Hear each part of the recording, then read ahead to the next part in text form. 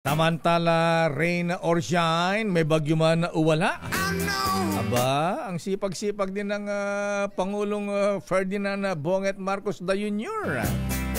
Abay, kahit na may bagyo, abay, tuloy pa rin ang pamimigay ng ayuda ang Pangulong Marcos. At saan ba siya ngayon, Miss Let, ha? Aba, most merciful Mayor Bambol Tolentino, abay pupunta pala dyan sa Tagaytay, ha? Abay, i-ready mo yung bulalo para kay Presidente, ha? Yung mainit na bulalo, most merciful Bambol, ha? Huwag yung nagsesebo, ha? Kailangan yung kumukulo, ha? At pagkatapos, pupunta pa ng Mindoro. Saan sa Mindoro? Aba, baka sa inyo ito sa Mindoro kung Byong Garing. Ayan. PDP laban pala si Kuyang Byong Garing. Kulay berde pala ito. Ayan. Alamin nga natin kung alin ang unang pupunta ng Pangulong Marcos ngayong umaga. Ngayong Huwebes. Tagaytay City ba o Mindoro? Aray sa number 14. Let Narciso please come in, Miss Let. Miss Let. Lakay Biyaheng Oriental Mindoro si Pangulong Ferdinand Marcos Jr. ngayong umaga para sa distribusyon ng ayuda. Kasama ang Mindoro sa mga naapektuhan ng nagdaang bagyong Christine, kaya maraming palayan ang napinsala dahilan para maapektuhan ang kabuhayan ng mga magsasaka. Bilang bahagi ng whole of government approach sa mabilis na pagbangon ng mga naapektuhan ng kalamidad, pangungunahan ng Pangulo ang pamamahagi ng tulong pinansyal sa mga magsasaka dito sa Pinamalayan. 5,000 benepisyaryo ang tatanggap ng tig 10,000 piso bawat isa o kabuoang 50 milyong piso. Mula dito sa Mindoro ay didiretso si Pangulong Marcos sa Tagaytay para mamahagi rin ng tulong. At mamayang hapon naman, dadalo rin ito sa Top Management Conference ng kapisanan ng mga broadcaster ng Pilipinas na gaganapin rin sa Tagaytay. Lakay? Oh, KBP, ayan, off-taking ba ng mga offices o may seminar dyan? Ano occasion yan? Top Management Conference, Lakay, ng KBP. Ba't tayo na imbitahan? Anyway, yung mga sabay mga big boss namin sa KBP po, mga kaibigan, yung mga ang KBP po, yung mga may-ari po ng mga estasyon, yung mga presidente, yung mga iniimbitahan dyan eh. So, guest speaker, ang Pangulong Marcos sa KBP dyan sa Tagaytay.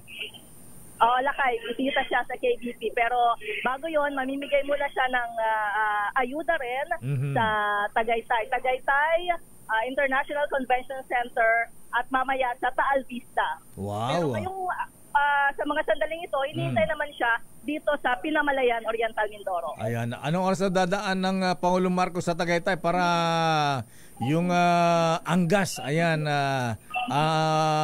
Batangas beef, ayan, mapakuloan na ni Mayor Bambol Tolentino. Kailangan pagdating ng Pangulo kumukulo yan, hindi nagsesebo.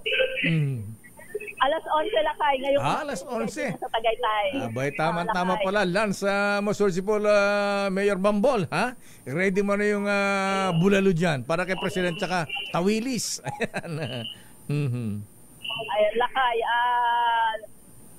Inaabangan siya dito sa Mindoro. Mauuna yung dito sa Mindoro, Lakay, bago sa Tagaytay. Ayan. Okay, kasama si Secretary Kiko Chulaurel para siyempre inaabangan ng mga kabayan natin sa Mindoro yung ayuda, ayan, abono at binhi kung napinsala yung kanilang mga pananim dyan.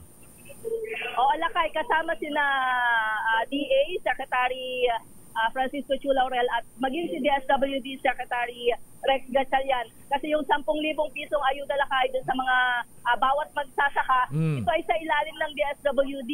Pero bukod pa dyan, ang pagpapalabas ng higit 400,000 pisong indemnity. Mula naman yan sa DA Philippine Crop Insurance Corporation. Kasi, Lakay, nasa higit 300 million pesos na halaga pala ng pananim na palay ang nasira dito sa Mindoro. Ayan, okay. So abangan natin ang Pangulong Marcos dyan at sana nga ay bukod sa ayuda mula sa Pangulo, mabigyan din sila ng ayuda mula sa Department of Agriculture. Maraming salamat, Miss Let. Kumusta ang panahon nga pala dyan? Di ba apektado ng bagyo? Hindi naman. Maaraw pa naman ngayon, Lakay. Okay, sige. Okay, maraming salamat, Miss Let mula sa Oriental Mindoro. Daming bayan. So, anong oras expected ang Pangulo sa alas 9? Alas 10. Siguro mga 9 o'clock kasi 11 sa Tagaytay ha?